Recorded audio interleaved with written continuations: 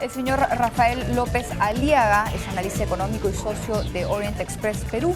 Está con nosotros en esta primera parte del programa para hablar de varios tipos de ventajas. Él hará la diferencia y nos explicará un poco sobre esos temas a veces complejos vinculados al comercio exterior.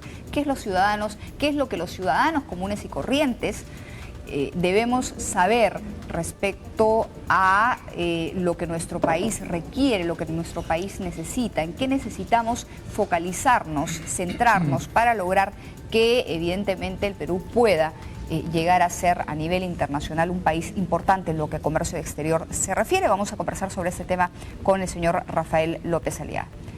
Señor López Aliaga, ¿cómo está? Bienvenido al programa. Gracias, Jimena. Gracias por estar con nosotros. Sí, el tema es amplio, el tema da para varias sesiones, inclusive conversábamos un rato, pero vamos a tratar de simplificarlo, ¿no?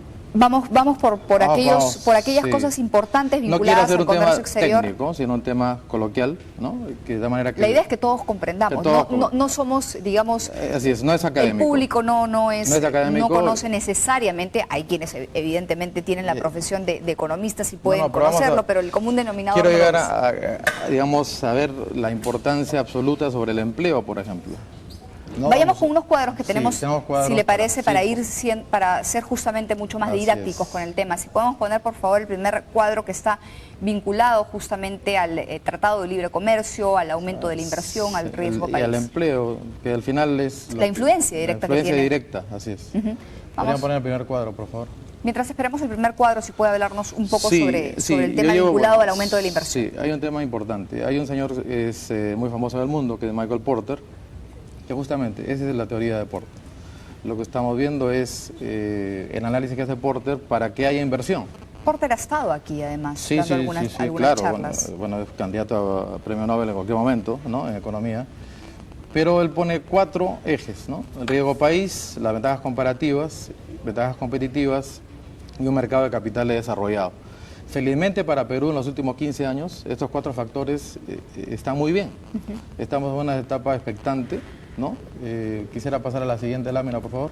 Claro, en estos últimos años se ha trabajado evidentemente muchísimo en lograr que estas cifras que nos exhiben o que nos ponen en vitrina como país sean bien cuidadas. Esperemos que el próximo gobierno evidentemente también lo haga. Vamos a hablar de eso también, ¿no? Entonces, la estabilidad política, haciendo un gran resumen, la democracia es un tema que Porter analiza y en Perú, mal que bien, hay una democracia, ¿no? Plaza financiera libre, Perú es un país radicalmente libre en plaza financiera, tenemos ahorros en dólares, préstamos en dólares, ahorramos en euros, préstamos en euros, circula el capital con toda libertad, una bolsa de valores bastante desarrollada para Latinoamérica, seguridad personal después de los problemas de Guzmán y compañía.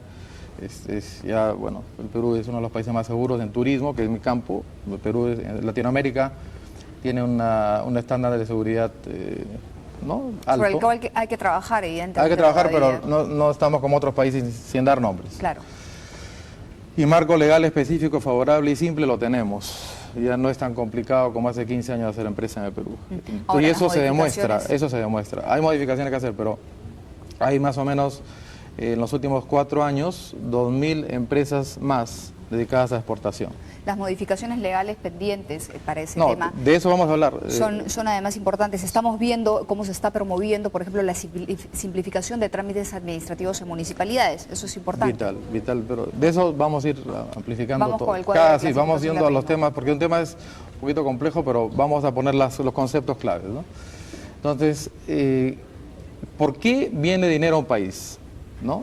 Hay un filtro, y esto lo hacen 2 empresas muy grandes en el mundo, que una se llama Standard & Poor's y la otra se llama Moody's. Tiene un poder muy grande. Basta que Moody's o Standard & Poor's le baje la nota a un país y este país se cae en desastre, lo que hemos visto en Argentina, por ejemplo, ¿no? O México. Entonces, ¿qué hace Moody's o Standard & Poor's? Ellos analizan de manera trimestral los números del país, la parte económica, pero también la parte, por ejemplo, el ruido político. Analizan, ¿no?, la parte ya cualitativa del país, ¿no? No solamente se quedan en los números, sino es un conjunto, es un análisis de 200 páginas trimestral y lo sintetiza en un tema técnico que lo transforma en un tema práctico, la columna central, ¿no? La nota central, he puesto la nota que le pone Moody's o Standard & Poor's de Estados Unidos, 18. A Francia le pone 16 aprobados, ¿no? Chile 14, México 12. Hasta ahí por encima Y del hasta grado de ahí, inversión. encima del grado de inversión, que es países, digamos, estables, predecibles, con instituciones normales. Donde se puede invertir con tranquilidad. Con tranquilidad, sin pensar mucho, ¿no? Y lamentablemente Perú está bajo el grado de inversión. Aspirando al mismo. 0,9, pero estamos aspirando hace más de 25 años. ¿No? Bueno, Entonces, pero llegar al grado de inversión no es tampoco de par de años, ni mucho menos. no, es un pero es un trabajo de 15, pero ya llevamos 15 años, no quiero entrar en política, pero tenemos un trabajo de 15 años, bueno o malo, pero estamos a punto de pasar el grado de inversión. Y un tema que apuntala muchísimo el grado de inversión es el TLC. El TLC con Estados Unidos, con la Unión Europea, con países latinoamericanos, o sea, abrir mercados, y Perú está preparado. Perú está mucho más preparado que Colombia o Ecuador para tener un grado de inversión o un TLC, ¿no? El próximo gobierno, en definitiva, va a tener que también centrar parte de sus objetivos en alcanzar el grado de inversión. Claro, se puede decir de esa forma, pero en llevar a cabo reformas efectivas que nos llevan a alcanzar por naturaleza ese grado de inversión. Pero quiero explicar algo más. Quiero explicar el grado de inversión. La siguiente lámina, por favor. El grado de inversión, digamos, afecta a todos los peruanos. El grado de inversión es un tema que tenemos que pelear todos los peruanos por lo siguiente. Se ve como una cosa práctica. He visto algo que afecta el bolsillo a todo el mundo. Explicar por qué nos afecta. Sí. ¿Por qué afecta a mi bolsillo el grado de inversión? Facilísimo. Un ejemplo concreto, cotidiano. Comprar una casa, ¿no? En Chile hay exceso de liquidez por ser un país que tiene grado de inversión. Tienen fondeo abundante, el repago es a 20 años y el tipo de inversionista es el que se queda en el país con tecnología, porque confía en el país. Es un país que ya está, Chile en los próximos años puede llegar a estar a nivel europeo, o sea, igual que México, ¿no? Tengo unas láminas inclusive que vamos a ver más adelante, cómo ha influido el TLC en las exportaciones chilenas los últimos 3 años y México. Pero eso todavía no lo vamos a ver porque el costo de dinero, en resumen, es más barato para el ciudadano. Porque hay oferta y demanda. Con grado de inversión. Grado de inversión, en Chile uno puede comprar una cara. He hecho una traducción, porque en Chile no hay créditos en dólares, pero he hecho una traducción a dólares. El ejemplo. Chile 7%, Perú 12%, pero este ejemplo... En Chile 7, en Perú es 12, sí, en promedio. No, pero estamos pagándolo todos, solamente por estar aislados del mundo. O sea, no tener grado de inversión es una forma de aislamiento, ¿no? Prohibición de que entre dinero a Perú de miles de fondos que hay en la tierra y de muchos inversionistas institucionales que dicen... No es una prohibición, es más bien, ten cuidado, no, prohibición. Digamos, a nadie se le prohíbe invertir en ningún país, es simplemente una calificación, que, simplemente, es una calificación importante de la cual se rigen todos. No lo prohíbe Standard & Poor's ni Moody's, pero sí le prohíbe, por ejemplo, un estatuto de un fondo, ¿no? Que dice, yo no voy a invertir en Perú. Dentro de las recomendaciones. Yo no voy a invertir en ningún país que esté, ¿no?, sin grado de inversión. O sea, ya con eso está una prohibición. Entonces, la mayoría de fondos que hay en la tierra, los miles de fondos que hay que están buscando inversión, evidentemente están en el mercado de los países con grado de inversión. Claro, pero son reglas internas finalmente. Reglas internas de estatutos particulares, sí, totalmente de acuerdo. Ahora, el TLC es requisito básico, no solamente por el tema de aranceles, que puede ser muy discutible y opinable, ¿ya? En el tema, porque es un tema muy opinable, pero el TLC nos catapulta. Estamos tan cerca del grado de inversión, cumplimos, digamos, con bastante proximidad, ¿no? El tener un grado de inversión, que el TLC sería ya una catapultarnos y no sé. Eso dependiendo de quién sea el próximo presidente del país también, ojo. También, el ruido y la político. Política económica a llevar. Y el ruido político actual. Por este candidato futuro presidente. Bueno, sin entrar en política, pero digamos, que piense bien. El tema político hay que pensar está bonito. atado necesariamente al económico y el económico al político. Si uno mira el plan de gobierno, y ahora le he contado al público que vamos a analizar, en este caso el programa de gobierno de la concertación descentralista, Susana Villarán, ¿cuánto? ¿95% son medidas económicas? La mayor parte de un plan de gobierno está ligado estrictamente al tema económico. Y otro tema, Jimena, que es peculiar de Perú. Ha habido un ranking hace 2 semanas. El Perú es el país que tiene la mayor cantidad de empresarios en el mundo. En porcentaje, emprendedores en relación al PBI. El 65% del PBI es de empresarios. ya sean micro, medianos o grandes, pero es un país al cual el dinero tiene que llegar, porque eso tiene correlación con el empleo. Y hay ingenio es lo que nos sobra. Ingenio es lo que nos sobra, nos falta plata. Y la plata está, pero hay que tener un riesgo país adecuado, ser grado de inversión. Vamos ¿Y qué más? Y con el siguiente cuadro, para no se nos vaya el tiempo mientras usted va explicando. Perfecto. Sigamos. Por favor, para luego poder de repente hacer unos de este comentarios tema, amablemente tu productor me ha pedido que lo explique en detalle. Sí, porque es un tema del cual se habla mucho. Se habla mucho, pero vamos a entrar en detalle en una próxima sesión, ¿ok? Pero voy a dar una pincelada. ¿Ya?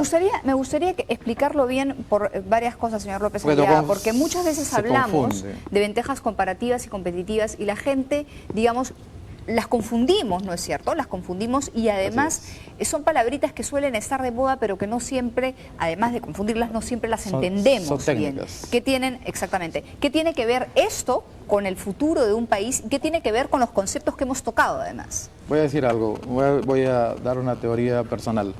En el Perú, las ventajas comparativas, que son las ventajas del país, no de las personas, sino del país, en ciertos sectores como los que están detallados, se dan antes, ¿ya?, que otros países, con mejor calidad y en mayor cantidad. Y lo aplico a un ejemplo concretísimo, adelantándome a otra exposición, que es el tema de la uva chilena. Los chilenos, ¿qué han hecho? Desde hace años han implantado uva europea, uva del hemisferio norte en Chile, les dio muy bien, ¿no? Y han invadido Estados Unidos y Europa en diciembre.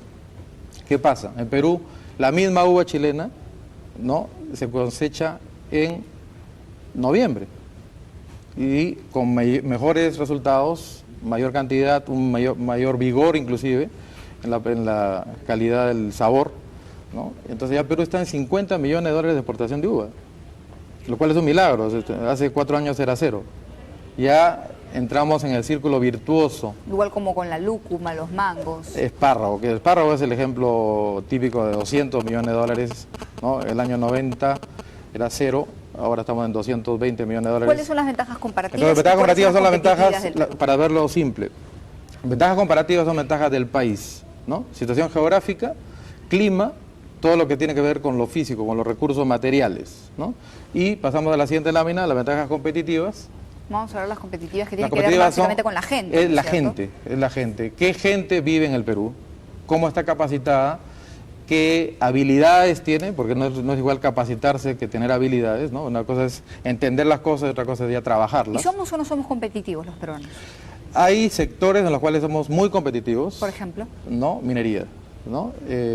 Bueno, pero el valor agregado de la minería es todavía, digamos, es escaso, ¿no es pero cierto? hay mucha gente en Perú. ¿Qué porcentaje de la plata peruana, por ejemplo, se transforma en joyas? El 1%, si no de acuerdo, me equivoco. pero la extracción misma, que por ejemplo Yanacocha, es una tecnología de punta. O sea, Perú tiene ciertas empresas que trabajan con estándares mundiales de protección del ambiente, por ejemplo, ¿no?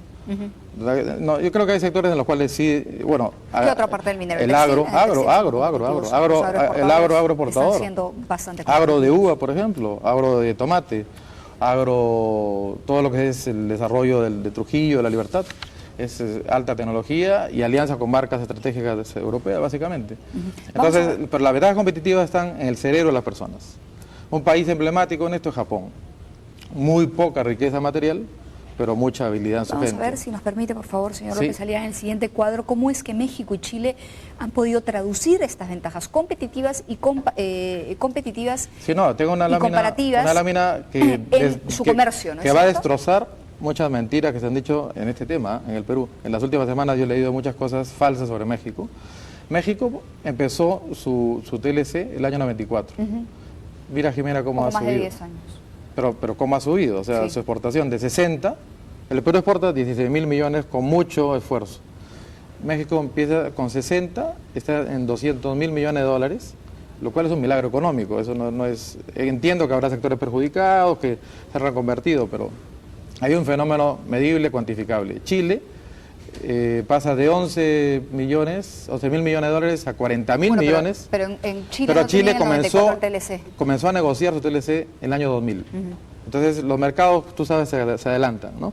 Entonces, pero Chile ya está en 40.000 millones y tiene la mitad de la población peruana. Eso ha impulsado que Chile cruce la frontera del riesgo país, ¿no? De todo esto que es el grado de inversión que se llama, ¿no? Señor López Aliaga, se nos va el tiempo. Si le parece, vemos por favor el último cuadro para terminar y redondear la idea. Bueno, el último cuadro, que es para terminar la teoría porteriana aplicada a Perú, porque Porter habla de que tiene que haber un mercado de capitales local. Y ya lo tenemos. Ya lo tenemos. Las AFPs tienen un ahorro interno de 10.000 millones, fondos estatales mutuos 4.000 millones y fondos de venture capital 300 millones de dólares. O sea, ya hay una base. O sea, no partimos de cero. Falta desarrollar, evidentemente, pero y eso tiene que ver con pero vamos a ir del riesgo país. Si me invitan nuevamente, digamos, podemos ir profundizando más en estas cosas, ¿no? Porque es muy interesante ver ya sector por sector, ¿no? Las ventajas comparativas de cada sector y en qué se puede aprovechar el TLC más. Señor López Aliaga, muchísimas gracias por haber estado con nosotros. Creo que ha sido una especie de clase práctica de aquellas cosas indispensables, necesarias y a tomar en cuenta para ser competitivos, para poder salir hacia el resto del mundo a competir y, bueno, obviamente las reformas para que esto se dé son reformas base, ¿no es cierto?, a tomar en cuenta por los candidatos a la presidencia de la República. Vamos a ver en la próxima algunas medidas que en Chile se han dado, inclusive para fomentar la ventaja competitiva, que en Perú faltan darse. Gracias por estar en el programa.